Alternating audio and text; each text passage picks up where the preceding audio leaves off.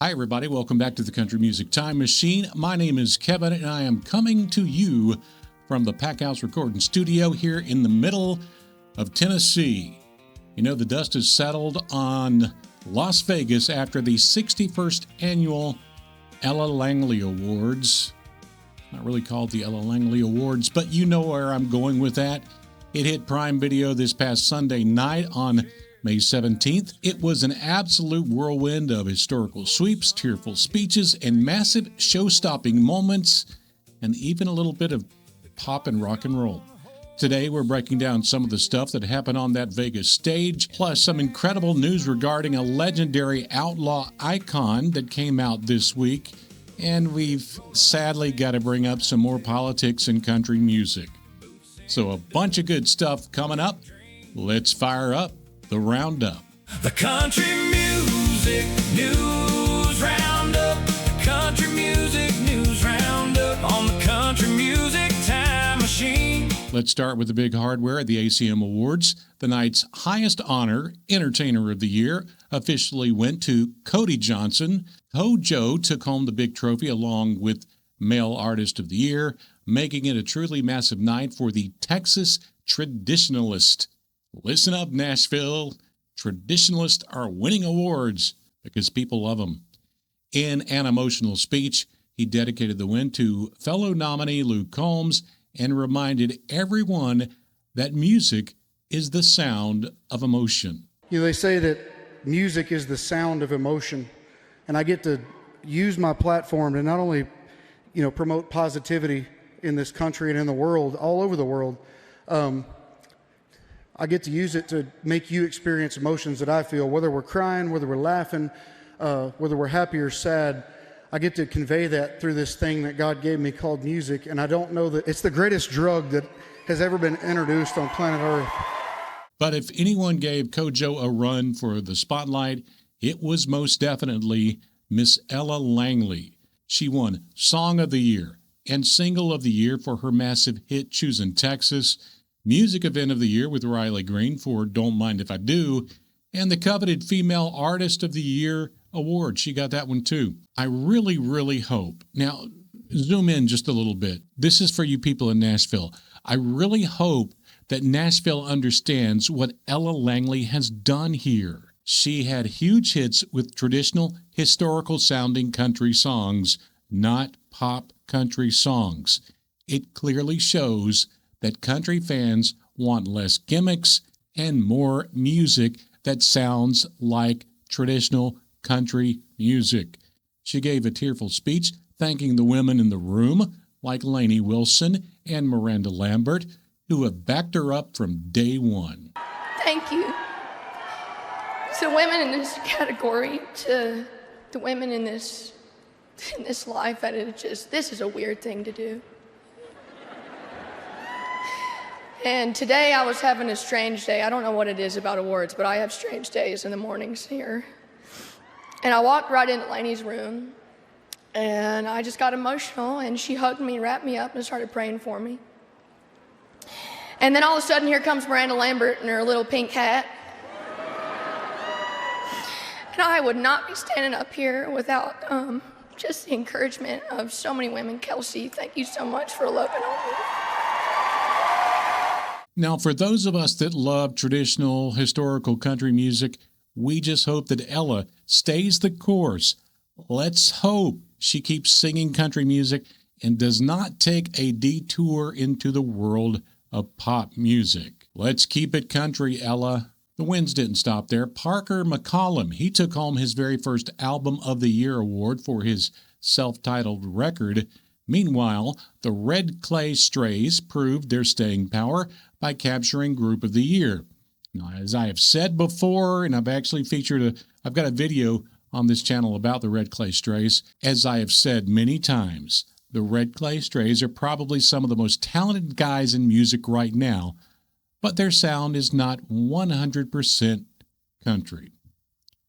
And how about these legends? Brooks and Dunn, they proved they aren't going anywhere, taking home Duo of the Year for the unbelievable 18th time. This is incredible when you realize The last number one song from Brooks and Dunn came out in 2005. I was serving my country overseas in Brazil at the time, and I was a lot younger. That was 21 years ago. Brooks and Dunn have been awarded 52 combined ACM and CMA awards in their career. I really love Brooks and Dunn, but why are other duos not winning this award? Kix and Ronnie joked on stage that they don't know why the fans aren't getting sick of them yet, but they love it. So even B&D thinks it's a little strange they're still winning the awards. It may have a lot to do with the country music industry not developing young duos to make traditional country music. And speaking of winning a lot of awards, Miranda Lambert, she needs a large warehouse to store hers. So far, she has won 40 ACM awards. And in case you're counting, for some reason, she's only won 14 CMA awards. The performances this year were pretty good. Host Shania Twain kicked things off with an incredible career-spanning medley, and sadly, I missed it because I was either watching a golf tournament or a NASCAR race. I can't remember, but I tuned in a little bit late. But some of the biggest buzz came from the unique collaborations. Thomas Rhett teamed up with Jordan Davis for an exclusive live debut of their brand new track, Ain't a Bad Life. We also saw Little Big Town debut their breezy new single, Hey There Sunshine. Kane Brown delivered a heavily talked about country pop performance of his new track, Woman. And old CoJo, Cody Johnson, stepped away from his trophies for a few minutes, and he gave a stunning, emotional cover of the classic Travelin' Soldier. Love that song. Everybody that I know of that has done it has done a great job. One of the strange things of the night for me, though, was Avery Anna winning the New Female Artist of the Year award. Now, I got to be honest with you, I haven't heard very much about Avery Anna. This channel focuses on country music history, so that in itself is not strange that I'm not totally tuned into all this new stuff they call country. But when she went on stage at the ACMs and sang a song called Bang Bang, well, that was about as close to country as New York City is to Yazoo City, Mississippi. Now, I really hope that Avery can sing a great country song, but this may be yet another attempt for the country industry to push more pop and rock and hip-hop flavored country music down our throats, even when the biggest winners of the night were singing traditional country songs. So if you're like me and you love traditional sounding country music, do me a favor. I want you to stop what you're doing right now and pop in the comments below, keep it country.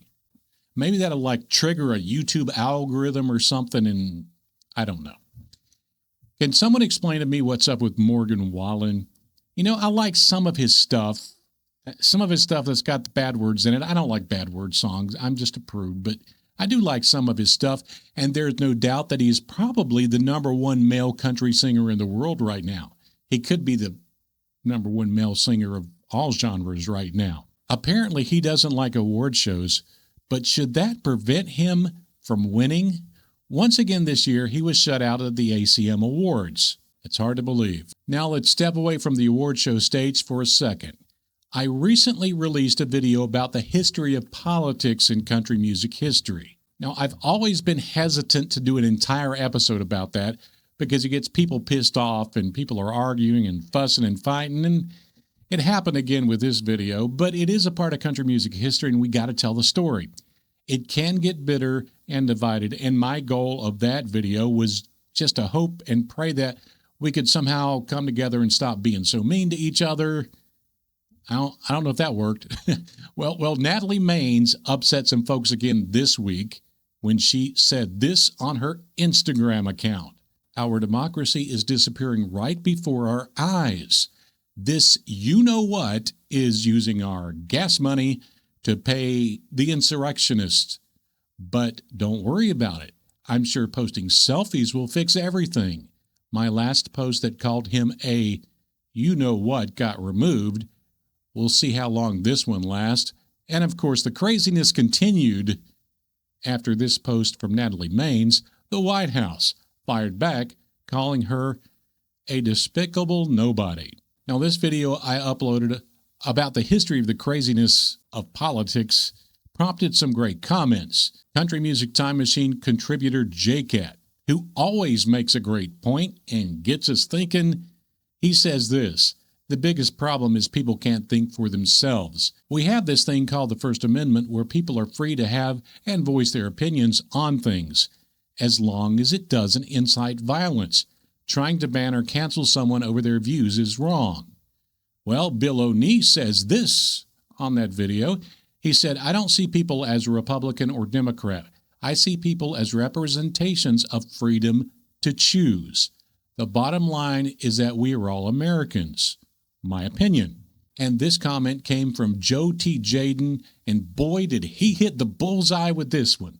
He says this: I was hoping you would have included comments like Dolly Parton or Elvis Presley said when asked their opinions on political issues. They both respectfully denied to share it. They knew the cost and chose not to pay it. Nothing wrong with that. For all of those artists who choose to share their opinions, just don't let your opinions define who can be your fans. You know, I'm sure there are millions of people out there hoping and praying that we will one day get some common sense and kindness from both sides of this battle. I don't know if that's going to happen, but here is my advice to any country stars out there, whether young or old. Please make some good country music, but realize you may destroy your brand if you allow your political feelings to overcome common sense. And here's some good news. A new Waylon Jennings billboard has appeared out there, officially promising new archival music coming in 2026. For those of us who consider us country music historians, am I that, or I'm just a captain of the time machine? This is huge.